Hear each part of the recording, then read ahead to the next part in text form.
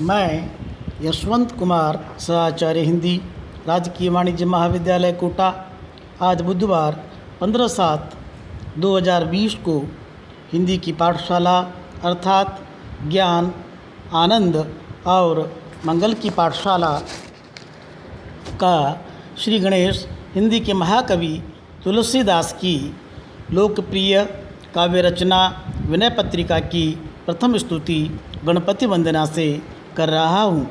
गाइए गणपति जगवंदन, शंकर सुवन भवानी नंदन, सिद्धि सदन गजवदन विनायक, कृपा सिंधु सुंदर सबलायक, मोदक प्रिय मुद मंगल दाता, विद्या वारिधि बुद्धि विदाता, मांगत तुलसीदास कर जोरे, बसहु राम सिय मानस मोरे, बसहु राम सिय मानस मोरे। हिंदी की पाठशाला अर्थात भाषा व साहित्य की पाठशाला, ज्ञान, कर्म और भक्ति की पाठशाला, सभ्यता और संस्कृति की पाठशाला, समतामूलक समाज, समन्वयशील संस्कृति और उदार जीवन मूल्यों की पाठशाला, वैज्ञानिक, तार्किक, मानवतावादी, राष्ट्रवादी और लोकतांत्रिक जीवन दृष्टि की पाठशाला में मेरे प्रिय विद्यार्थियों, मित्रों और पुत्रों का स्वागत, अभिनंदन। मेरा आदर्श है teacher is a friend, philosopher and guide. मैं अपने विद्यार्थियों का मित्र, उनके भविष्य का दार्शनिक और उनका मार्गदर्शक होना चाहता हूँ और इसी की साधना करते हुए भारतीय परंपरा के अनुरूप विद्यार्थियों को मानस पुत्रों के रूप में गढ़ता हूँ। राष्ट्रकवि मैथिली शरण गुप्त के शब्दों में मैं निर्झर की तरह बहता हूँ और कहता हूँ, निकल चला मैं पत्थर फोड़, शत शत बाधा बंधन तोड़, गढ़ कर अनगढ़ उपल अनेक, उन्हें बनाकर शिव सविवेक, फिर उनका करके अभिषेक, जाता हूँ मैं पीछे छोड़। मेरी साधना शिक्षक से आचार्य और आचार्य से गुरु होने की साधना है। शिक्षक सिखाता है, आचार्य का आचरण शिक्षाप्रद हो जाता है और गुरु के गुरुत्वाकर्षण में शिष्य अपने अहंकार का विलोपन कर रूपांतरित होता है, अपने को खोता है। कबीर के शब्दों में, जिन खोजा तिन पाइया, गहरे पानी पैठ, मैं बोरन बूढ़न ते डरी, रही किनारे बैठ।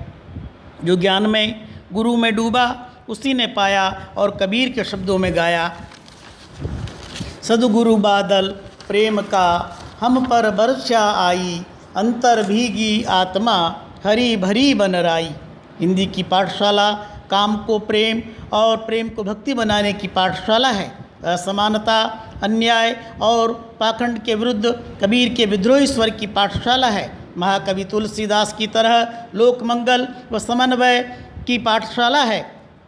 महाकवि जयशंकर प्रसाद की कामायनी की तरह समरसता व प्रयोगवादी और ज्ञानपीठ पुरस्कार प्राप्त अज्ञेय की असाध्य वीणा की तरह जीवन वीणा को साधने की पाठशाला है। और इस पाठशाला का आदर्श है, परहित सरिस धर्म नहीं भाई, पर पीड़ा सम नहीं अदमाई।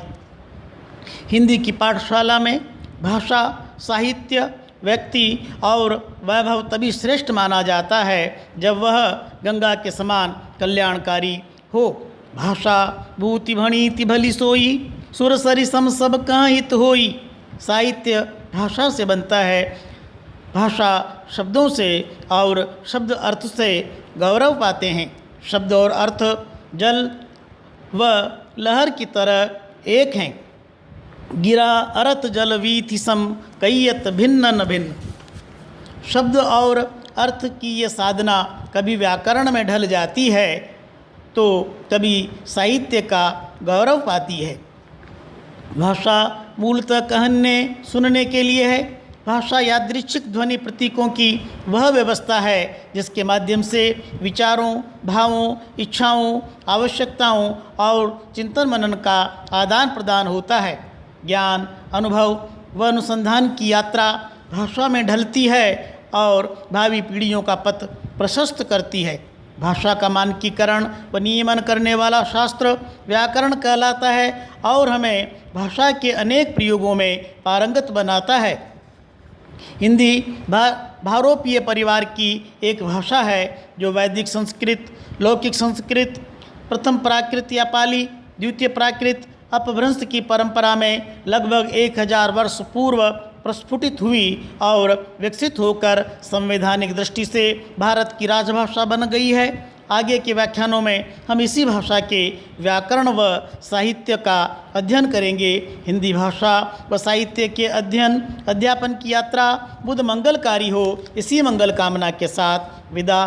कल फिर मिलेंगे संधि पर बात करने के लिए। धन्यवाद।